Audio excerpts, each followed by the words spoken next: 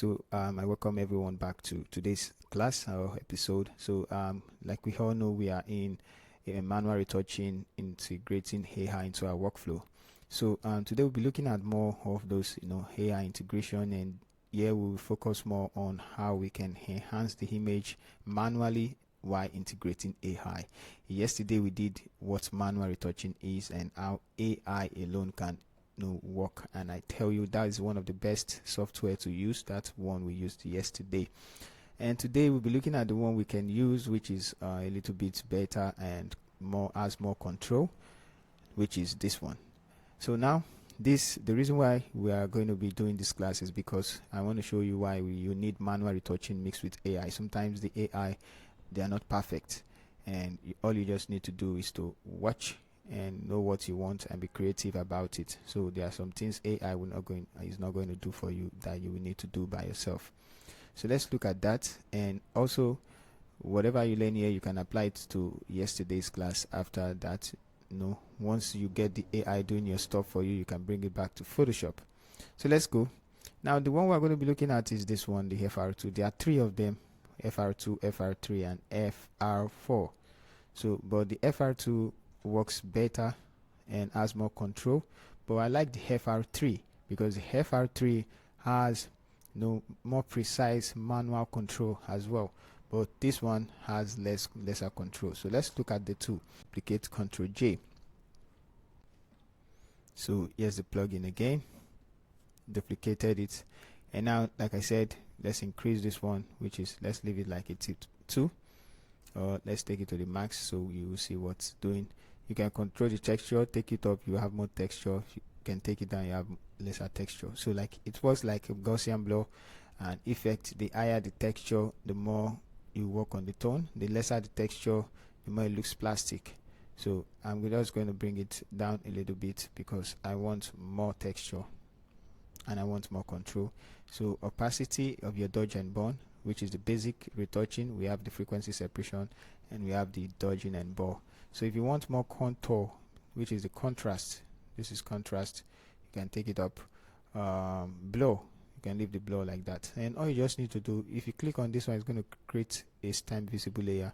If you click on this, it's going to just do your job, whereby you can edit it manually. So here you are using manual plus AI retouching. So I'm just going to click start, and it's just going to take just a few minutes. Sorry, it's not even up to a minute, just some seconds, and it's going to walk through. Now we're done. Click on close. So let's see what it did. Now you can see, let's quickly do before and after. Before and after, not all perfect, better than some, and this one works offline. Okay, no internet connection needed. Now if I turn off all this, you see where it's affecting. You can see that it's not affecting this place. Take a look at it. The max is not covering that area. So you can click on the max and make sure your foreground color is white and bring back that side. So now you're having this, which is this one, before, after. So not too pronounced, and that's where the manual retouching comes in. So once you get this, you are good to go. You can see it's actually not touching places that will look plastic to you. So that's why it's leaving all those areas alone, and it's not too heavy on the work. So this one is a little bit more manual, so we have to go and do it manually by ourselves. So let's open up this. It more looks like an action, but it's not, and we can go to the Gaussian blur, and whatever we do here affects the image.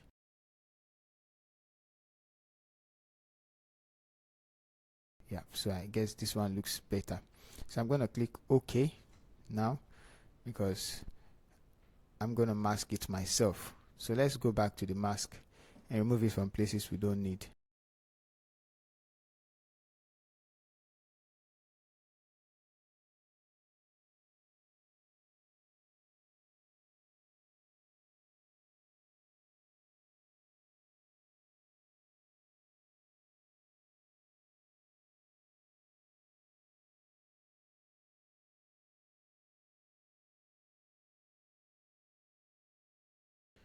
And we're good. So it works on the skin.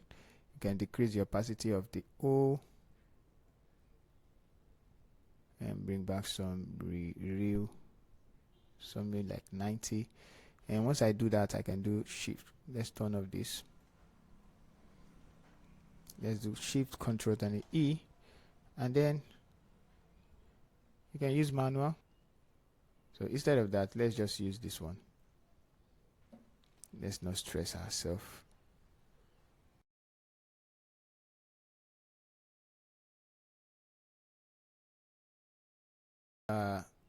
Things we need to do by ourselves, and I think that's what we're going to be doing in some other class. Okay, so that's the first one. So let's go to the second one. I'm going to name this FR2. So let's see the one for FR3. Let's delete this, delete, and let's turn off this one and bring up FR2. Ctrl J. So bring out FR3.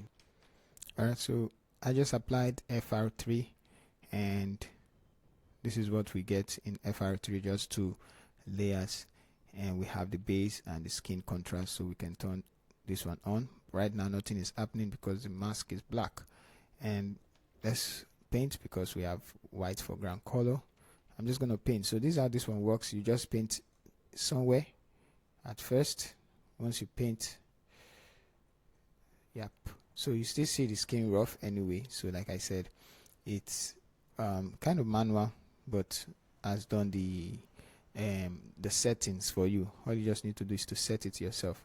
So let's go. We start with the eye pass, and then you take it either higher or lower. So take it like this or take it like this.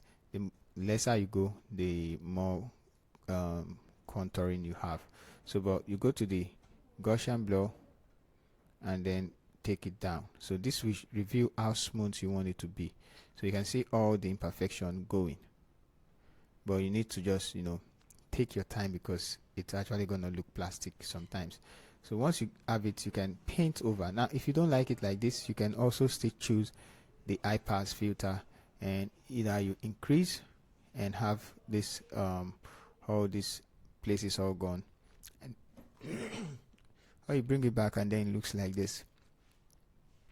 It won't look real to you. So I don't want that. I want something that's looking perfect. So let's go ahead and choose a good number. 15 should be fine. We can do OK. So let's paint over where we need it. We can also come back to adjust it. Now this, the good thing about this is you can decrease the brush flow and apply, so as to make it look real, especially places like this.